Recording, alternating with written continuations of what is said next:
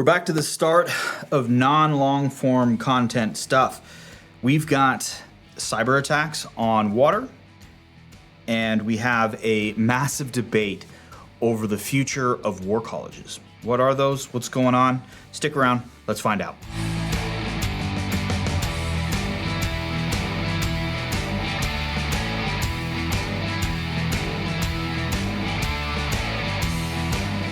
Hello, though, and welcome back, everybody, to a new episode of the End of the Week, a national defense and international relations news and review podcast. It is I, your good friend, Morgan Huston, a.k.a. Whiskey Mo, the internet's least famous academic. I am a scholar of irregular warfare, national defense policy. The list continues to grow. As always, thank you so much for being here. I really do enjoy doing these, and I hope that you find some value out of these. This week, we've got a couple of stories that we're going to get into. One has to do with a cyber attack on multiple states' water infrastructure. And then the next is going to be a bit of a talk about professional military education. I know it's a weird one.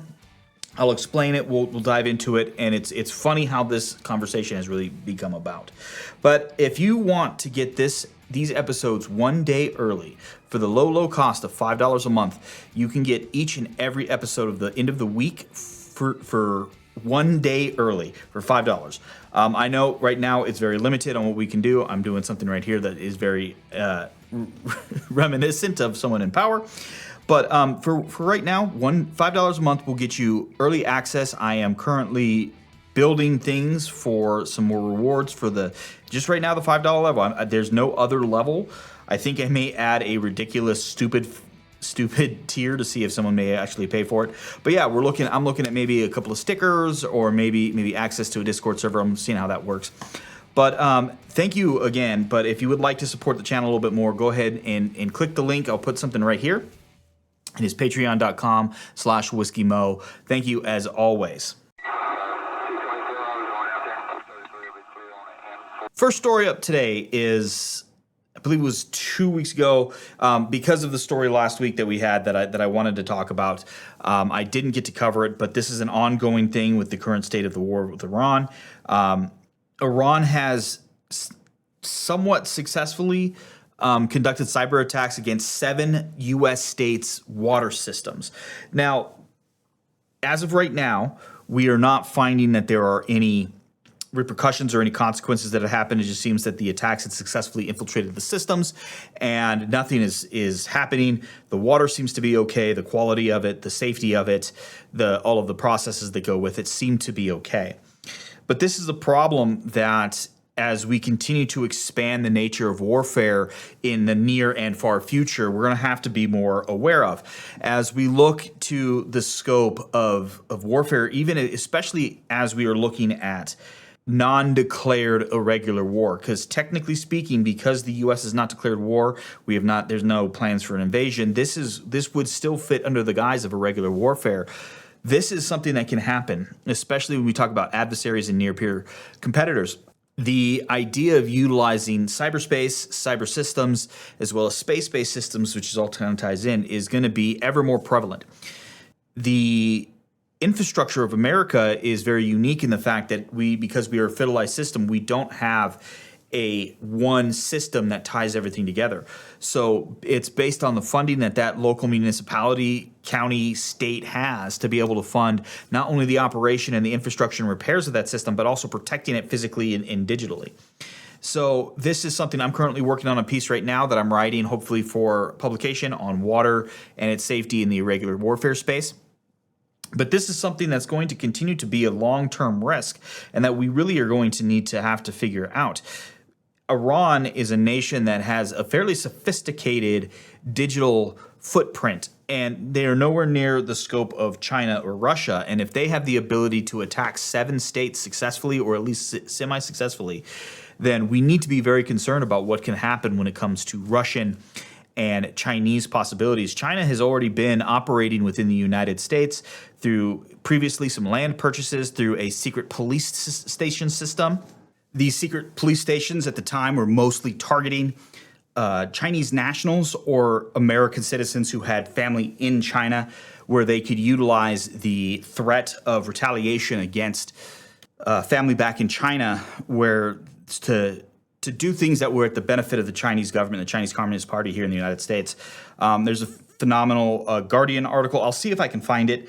That was about the secret police stations. And so these are the kinds of things, influence operations.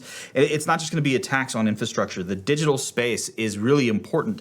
And I know I talk to young men and women who are attempting to join the military, and one of the things that I talk about is that the digitization of warfare is not as important as some people are claiming it to be, but I don't want to downplay the importance of this.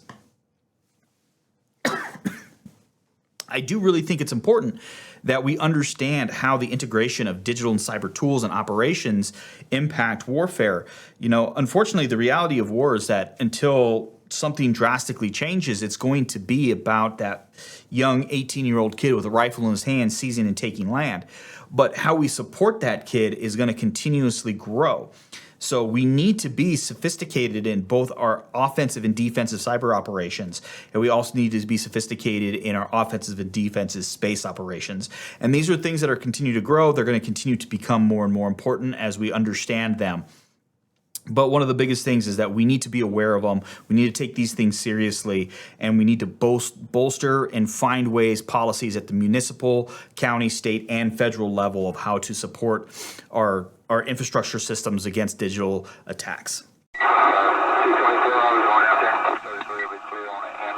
All right, to the second story. This one is a little inside baseball, but it has kind of been traveling around the military Twitter, the mil Twitter space, as it were, for quite a few months.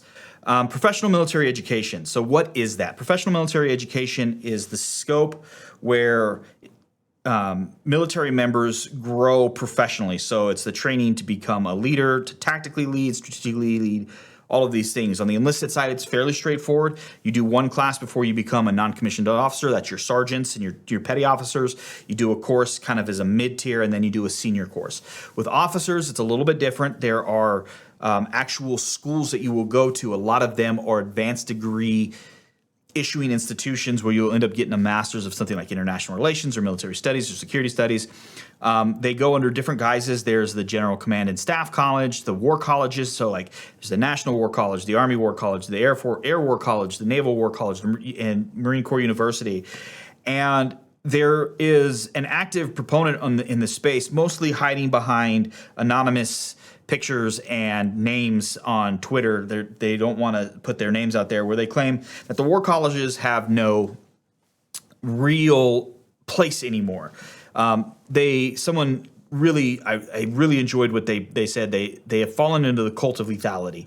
The current Secretary of Defense, Pete Hegseth, has really focused on the need for lethality, that we give our warfighters the tools to be more and more lethal. However, for anyone who has led at a strategic or higher level, like I haven't, I've operated. One of the things that the job that I did in the Air Force is you do have to at least understand your impacts on the operational and strategic levels. But anyone who's studied it or led at those levels will really understand that this is tactical thinking.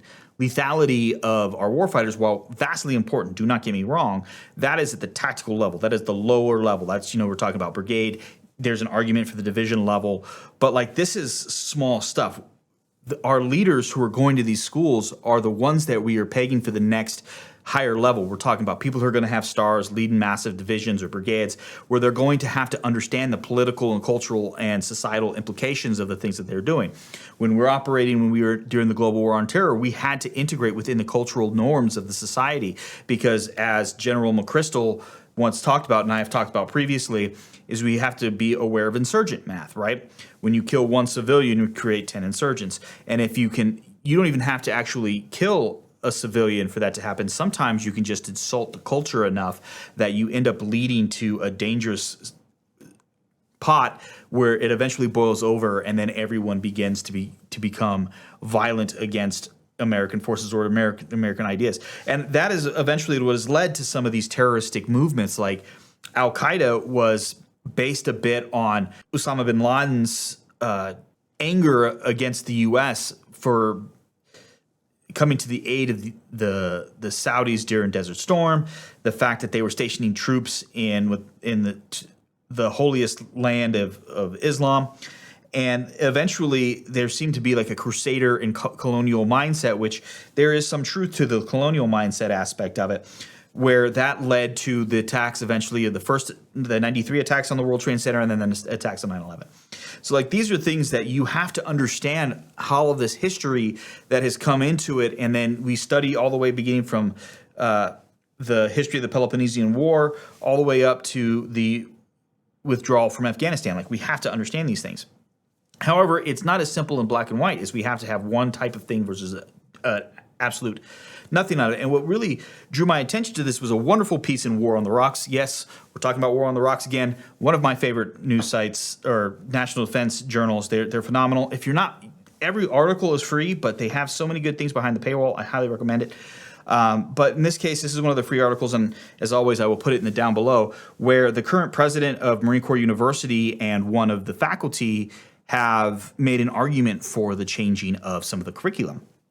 And at first, my initial reaction as someone who is in higher ed, but in a different venue, I was a little reluctant to agree with them, and because it seemed at first like they were going to be articulating an argument against a war college studying some of the more traditional things, strategy, history, all those kinds of things. But what it came was actually a fairly sophisticated rebranding of the curriculum within Marine Corps University, where they were advocating for classified aspects to the course, where these officers at the 04 and above in the two different courses that they offer to go in and have classified briefings and classified coursework that are tied to the new tactical space, but then at the same time still apply that with the studies of Thucydides, Clausewitz, all of those things, as well as the history and all these things that are tied with it. And I think this is one of the things that, while I think the mill Twitter debate has been stupid, because there's a couple of people who are just calling for the complete abolition of, or the abolishment, sorry, the complete abolishment of the war colleges there. And I think what it is we're seeing the mindset of someone who, like our current Secretary of Defense, have never left the bottom rung of field grade officer, right? Because as I tell people, one of my biggest frustrations with the current Secretary of Defense, even though I do think his intentions are well, I think his perspectives are wrong. He has a TV and movie view of what strategic thought is. Like the idea that everyone has to be this square-jawed, chiseled special operator, but he doesn't understand the logistical and strategic importance of all of these things. It's like, so, I mean, it's why we have a carrier in the Middle East who has been at sea for 250 continuous days. So I think this is really why it's important, and I really am looking forward to seeing how this conversation continues to be shaped. I think that the war colleges and the senior military colleges, they play an important role. But I do agree with the authors of this paper that we need to update and continuously change, but we need to make sure that we don't get caught in the flavor of the day, right? We need to understand and make sure that we are deliberately making positive changes, but we can't be so slow. This is a problem in higher ed in general, that the curriculum doesn't catch up. It feels like in higher ed, and both in the military as well, so this is one of those things that I found in common. We either move exceptionally fast and then we end up having to make other corrections because we have moved too fast and we didn't consider second and third order effects, or we move so slow that by the time we actually make a decision, then we are actually not solving the problem as it currently stands. So that's the end of the second story. I'm going to, maybe this may be something that I do in future episodes from now on, but I have a couple of recommendations. I'm going to put some stuff in the link below. But one of them, I am a huge fan of a couple of women who are in the national defense and government space, and I found them at the time it was a War on the Rocks podcast. This is how I found War on the Rocks. I was working as a contractor delivering auto parts, and I was trying to just kind of keep abreast of things, and this is kind of what really spurred my interest into becoming a national security scholar, was a podcast called Bombshell.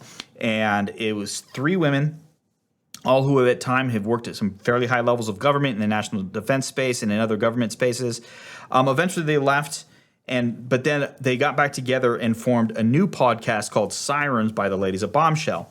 Their most recent episode, let me tell you what, it has instilled some faith in me in the future of America. They talk about some really interesting things, but they have an interview section where one of them had gone to a conference with some young scholars, we shall call them, college level kids, and they interviewed them and they talked about what they see the world government could be, and it's just phenomenal, and it's really inspiring to see how these young people really care about this country and about how they're going to continue to grow and they want to do the right thing. So I'm going to share that below. Sirens by the women of Bombshell.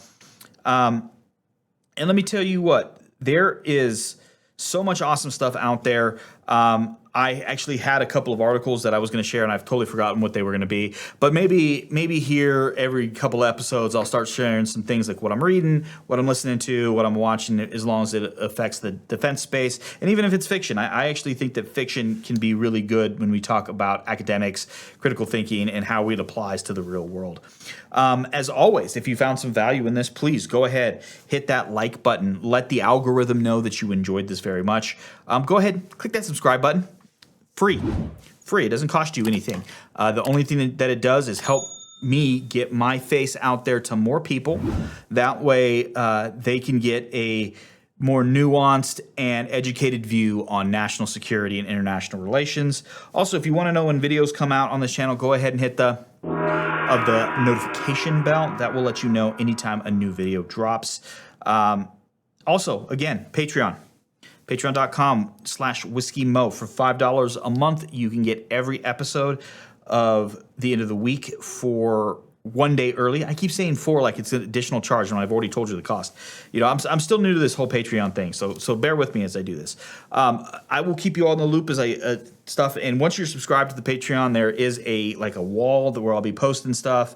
But yeah, every day or every week, 1 day early. So this week it'll be dropping on the 14th of August, while everyone else will catch it the 15th. But if that's just a way to support me, but the best way you can support me is by watching these videos. They come out Saturdays at noon Mountain Time, clicking all those buttons, let the algorithm know that you want to see more of them.